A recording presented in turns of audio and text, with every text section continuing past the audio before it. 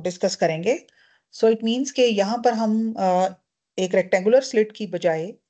एक circular aperture या एक पिन होल कंसिडर कर रहे हैं, और हम ये देख रहे हैं कि जो इंसिडेंट रेज हैं या किसी भी सिंगल वेवलेंथ की इंसिडेंट रेज जो हैं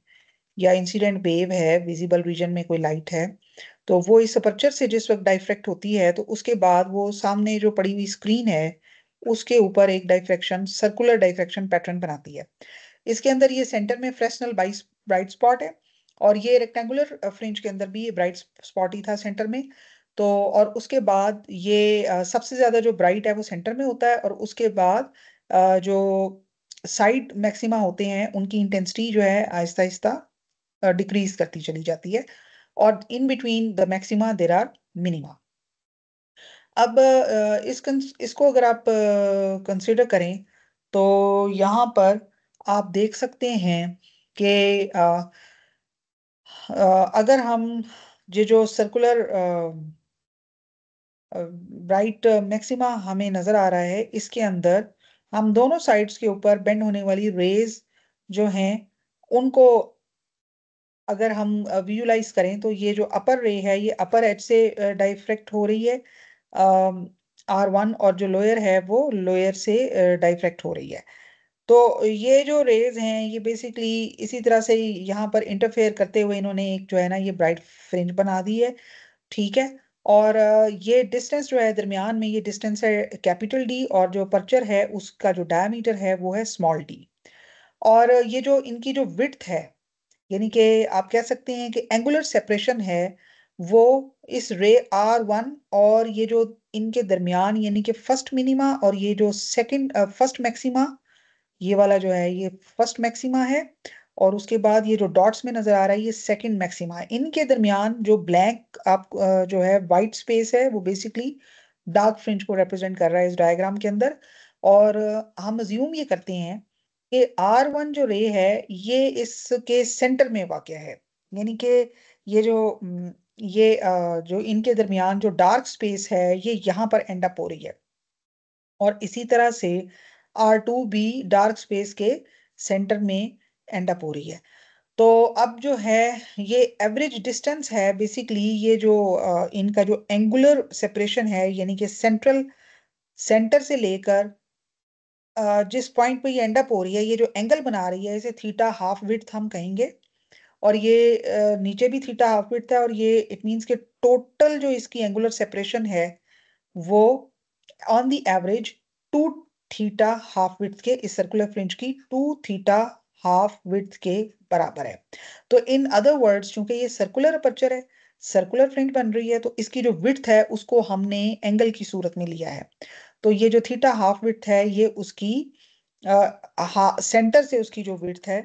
एक रे की वो ये है। तो ये इसलिए ज़रूरी है क्योंकि ये जो एंगुलर सेपरेशन है ये बाद में हमें डाइफ्रैक्शन में जो एक रेजोल्यूशन होती है उसको, और जो एक डिस्पर्शन का फिनोमेना होता है यानी कि जिसमें हम डिफरेंट फ्रिंजेस के दरमियान डिस्टिंग्विश कर सकते हैं, उसको अवेलुएट करने में ये हेल्प आउट करती है। फॉर एग्जांपल जो एंगुलर सेपरेशन है इसको हम डिस्पर्शन कहते हैं, और इसको हम अगले टॉपिक में डिस्कस करेंगे।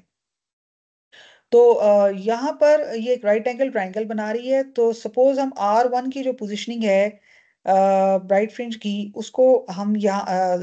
हम ये समझते हैं कि ये जो रे R1 है ये इसके एज पर आकर एक किस्म की, यानी कि ये उस रीजन के अंदर यहाँ पर मीट कर रही है स्क्रीन से जहां से डार्क बैंड शुरू हो जाता है, और सेंटर से इसका जो फासला है वो Y के बराबर है। तो इसी तरह से ये एक राइट एंगल ट्राइंगल बना रही है, और इस राइट एंगल ट्राइंगल का जो हाइपोटेन्यूज है वो Y² plus D square under root के इक्वल है। और इस राइट एंगल ट्राइंगल से we will determine the condition for the minima. हमें पता है, हमने सिंगल स्लिट एक्सपेरिमेंट जो रेक्टेंगुलर सिंगल स्लिट से हमने डिस्कस किया उसके अंदर we know that we always evaluate the condition for the minima. और वो कंडीशन क्या थी? वो कंडीशन है इस केस के अंदर रेक्टेंगुलर स्लिट में वो a sin theta is equal to m lambda थी, और इस केस के अंदर वो D sine theta equal to M lambda के बराबर है, क्योंकि डी जो है वो अपर्चर की विड्थ है या उसका डायमीटर है, और एम जो है ये ऑर्डर होता है, और ये 1 2 3 के बराबर होता है। तो फर्स्ट मिनिमा जो होगा, ये चूंकि मिनिमा की बात हो रही है, हम ये सर्कुलर फ्रिंज के फौरन बाद जो मिनिमा है ना उसको कंसिडर कर रहे हैं बेसिकली, और ये फर्स्ट ऑर्डर मिनिमा है, यानी कि फर्स्ट मिनिमा है। तो फर्स्ट मिनिमा के लिए फर्क सिर्फ इतना है कि जब आप सिंगल स्लिट एक्सपेरिमेंट में एम जो था वो 1 था, लेकिन यहाँ पर जो फॉर सर्कुलर अपर्चर एम की जो वैल्यू होगी वो 1.22 होगी, ये फर्क है। तो ये जो वैल्यू है एम की, ये सर्कुलर अपर्चर से जब ये डायफ्रेक्ट करती है उस वक्त एम की वैल्यू होती है 1.22 इंस्टेड ऑफ 1। इसको रिले क्राइटेरियन भी कहा गया है, और ये अगर हम एंगल को इतना छोटा ले लें कि साइन थीटा और थीटा इक्वल हो जाएं, तो हम इस एक्सप्रेशन में साइन थीटा की जगह सिर्फ थीटा लिख सकते हैं, और थीटा जो होगा फर्स्ट ऑर्डर मिनिमम के लिए, सिर्फ फर्स्ट ऑर्डर की बात हो रही है, एम लैम्डा बाई डी के बराबर होगा। तो ये जो कंडीशन है एम इज इक्वल टू 1 2 3, ये जब रेक्टेंगुलर स्लिट कंसिडर कर रहे थे उसकी थी, और सर्कुलर के लिए हमारा एम जो फर्स्ट ऑर्डर होगा वो 1 नहीं होगा, वो 1.22 होगा।